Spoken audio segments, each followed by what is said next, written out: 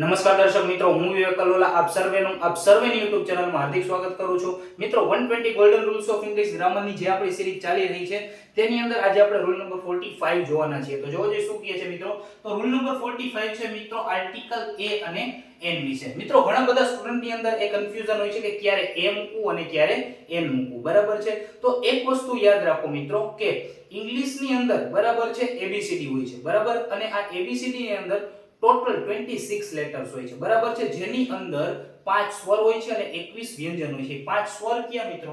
ઈ 5 સ્વર કયા હોય છે જોવો જોઈએ. ઈ 5 સ્વર હોય છે a e i o અને u, બરાબર છે. અને આના સિવાયના જેટલા પણ હોય, બરાબર છે, આના સિવાયના ABCD માં જેટલા પણ વૈધા ઈ બધાને શું કહેવાય? એને વ્યંજન કહેવાય. ક્લિયર છે મિત્રો?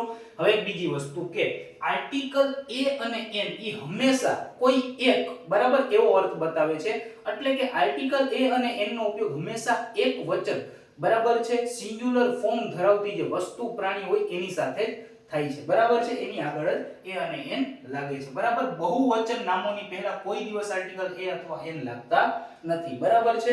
આ એક વાત છે એ તમારે યાદ રાખવાની છે, બરાબર છે. તો આપણે વાત કરતા હતા કે ABCD માં, બરાબર છે, ટોટલ 26 લેટર હોય છે, બરાબર છે, જેની અંદર 5 સ્વર હોય છે અને 21 વ્યંજન હોય છે. હવે એક વસ્તુ યાદ રાખો મિત્રો કે જ્યારે કોઈ પણ નામની શરૂઆત આ 5 સ્વરથી થતી હોય, શેનાથી થતી હોય? 5 સ્વરથી થતી હોય, બરાબર છે. તો તેવા નામોની પહેલા તમે આર્ટિકલ n મૂકશો. શું મૂકશો? n મૂકશો, બરાબર છે. પણ બરાબર છે મિત્રો. કે શું?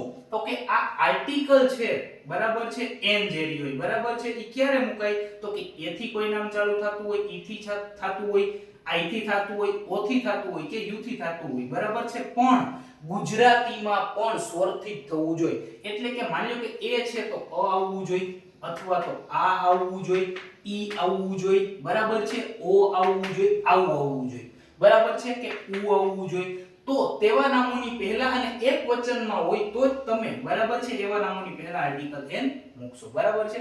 બીજી વસ્તુ તો કે આર્ટિકલ a ક્યારે લાગે? જ્યારે કોઈ પણ એક વચન નામની શરૂઆત, બરાબર છે, 21 વ્યંજનથી થતી હોય, બરાબર, અને એ નામ એક વચનમાં હોય ત્યારે તેવા કિસ્સામાં તમે તેવા નામોની પહેલા આર્ટિકલ a નો ઉપયોગ કરશો. ક્લિયર છે મિત્રો? આને એક્ઝામ્પલની મદદથી આપણે સમજીએ. જો અહીંયા આપણે કેટલાક એક્ઝામ્પલ લીધેલા છે, બરાબર. જો અહીં યુનિવર્સિટી લખેલું છે, બરાબર, જોતા જ આપણને એવું લાગે, બરાબર, આ તો સ્વરથી ચાલુ થાય છે, પરંતુ ગુજરાતીમાં મિત્રો લખાય કેમ યુનિવર્સિટી? તો કે ય થી ચાલુ થાય. શેનાથી ચાલુ થાય મિત્રો? ય થી ચાલુ થાય. તો આ આર્ટિકલ n નો આવે, શું આવે?